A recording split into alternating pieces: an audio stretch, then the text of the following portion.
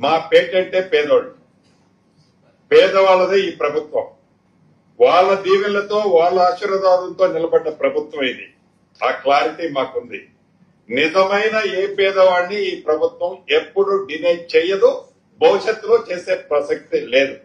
Khammam subject సంబంధించిన దాంట్లో కూడా పేదవాళ్ళు, నిరుపేదలు ఎవరైతే అభాగ్యులు ఉన్నారో ఆ శాఖ మంత్రిగా, ఇళ్లిచ్చే శాఖ మంత్రిగా, ఇళ్ల స్థలాలు ఇచ్చే శాఖ మంత్రిగా చెప్తున్నా. ముఖ్యమంత్రి గారు కూడా నాకు స్పష్టంగా చెప్పడం జరిగింది.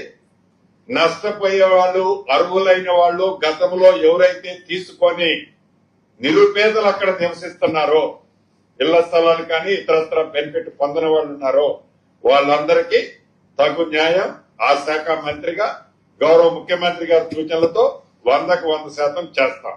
ఈ సందర్భంగా మీకు కూడా రాష్ట్ర